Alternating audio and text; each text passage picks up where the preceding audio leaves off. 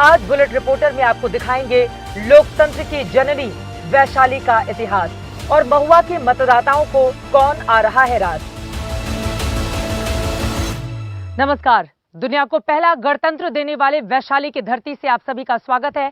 मैं हूं आपके साथ चित्रा त्रिपाठी। इस वक्त जिस जगह पर मेरी मौजूदगी है, दरअसल यहां पर सम्राट अशोक ने एकाश्म सैन्य स्तंभ की स्थापना की थी, जो कि 18.3 मीटर ऊंचा है।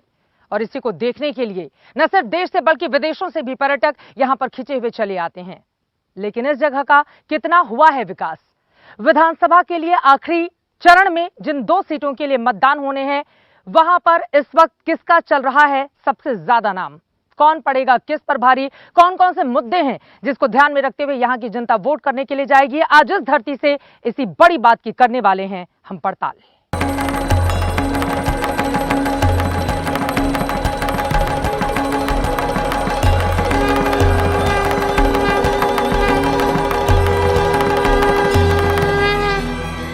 ये सभ्यताओं का स्रोत है,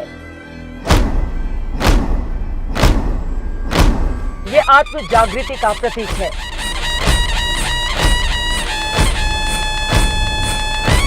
ये मानव चेतना का अनंत प्रवाह है, ये वैशाली है।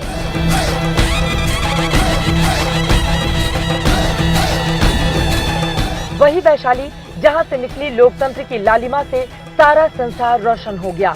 गौरवशाली इतिहास की हथेली पर बसे इस नगर के बिना बिहार का इतिहास अधूरा है। शताब्दियों से सहेजा गया इतिहास का ये अनमोल टुकड़ा आने वाले कल की धरोहर है हमारे पास। और लोकतांत्रिक आदर्शों के बदलते मानदंड वाले इस दौर में आज इसे सहेजे जाने की जितनी जरूरत है, उतनी शायद कभी नहीं रही। जिस सैन्य स्तंभ की स्थापना सम्राट अशोक की ओर से यहां पर की गई है, दरअसल हम यहां की तस्वीरें आपको दिखाना चाहेंगे। आपको बता दें कि पूरा ये 18 मीटर ऊंचा स्तंभ आप देख रहे हैं, लेकिन इससे बिल्कुल सटा हुआ ये बस 4 कदम की दूरी पर यहां पर पूरा का पूरा पानी भरा हुआ है। बहुत सारे मेंढक भी यहां पर मरे हुए हमको दिखाई दे रहे हैं और इसी तरह ज्यादातर हिस्से में है। हालांकि पूछने पर हमें यह बताया गया है कि दरअसल यहां पर काफी ज्यादा पानी भर गया था, लेकिन पानी को हटाने का काम जारी है, क्योंकि अब कोरोना का डर लोगों के मन से धीरे धीरे खत्म हो रहा है। जिंदगी पटरी पर आ रही है, लोग भी यहां पर आने जाने शुरू हो गए हैं। इसी वजह से तेजी से काम करवाकर यहां से पानी को हटाया जा रहा है। लेकिन सवाल यह भी है कि अगर इसी तरह से पानी भरा रहा तो यकीनन इस सैन्य स्तंभ को काफी नुकसान पहुंच सकता है। एक वक्त था जब भगवान महावीर की जन्मभूमि और भगवान बुद्ध की कर्मभूमि रहा ये इलाका पर्यटकों की आवाजाही से गुलजार रहता था। लेकिन इस साल सारी दुनिया की तरह यहां भी कोरोना ने सब कुछ बदल कर रख दिया।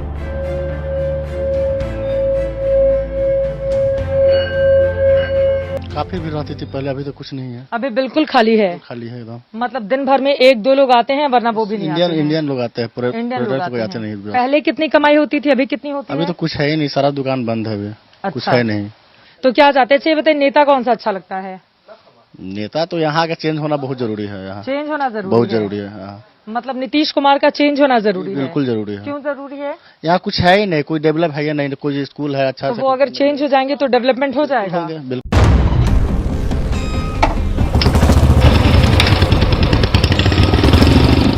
बहरहाल हमने लोकतंत्र के अतीत से रुख किया लोकतंत्र के भविष्य की ओर।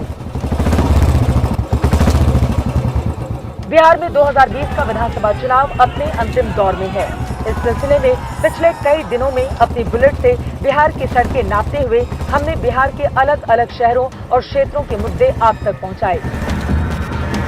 सीमांचल के दरभंगा जिले के हियारी गांव से आप सभी का स्वागत है। नालंदा विश्वविद्यालय और उसी के गेट पर इस वक्त मैं खड़ी हूँ। काम हुआ है, लेकिन जहाँ तहाँ जैसा हुआ। मुजफ्फरपुर से आज करेंगे बड़ी पड़ताल। नए दिन कब आएंगे आप? रामधारी सिंह दिनकर के गांव सिमरिया से आप सभी का स्वागत है। सड़कें एकदम टूटी हुई हैं जहां से हम आ रहे हैं। जी मैडम। महर्षि वाल्मीकि ने रामायण की रचना यहीं पर की थी। गोपालगंज के अलग अलग हिस्सों से होते हुए हमारी ये बुलेट तेज रफ्तार से आगे बढ़ रही है और इसी सिलसिले में हमने पाया कि हर बार की तरह इस बार भी यहाँ वादों, दावों और इरादों के बीच सबसे ऊपर अगर कोई मुद्दा है तो वो है जातिवाद का। समझना मुश्किल है कि आखिर बिहार में उम्मीदवारों के चयन से लेकर वोटिंग तक का हर फैसला जातिगत आधार पर ही क्यों किया जाता है।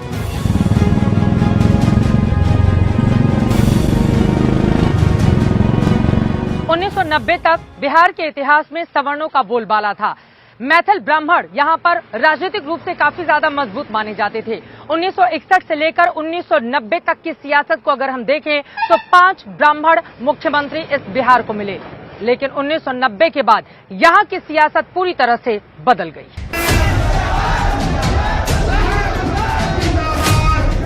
बिहार की सियासत के सीने में किसी शूल सा धंसा हुआ है जातिवाद। ऊंची जातियों के वर्चस्व वाली राजनीतिक संरचना के काल से लेकर ओबीसी और विशेषकर यादवों को बिहार की राजनीति के केंद्र में लाने वाले मंडलोत्तर राजनीति के दौर तक यहाँ जातिवाद कभी नेपथ्य में गया ही नहीं। यहाँ तक कि जब 2005 में विकास पुरुष की छवि लेकर आए नीतीश कुमार सत्तासीन हुए तो भी वो दलित राजनीति को महादलित कलेवर देने में जुट गए।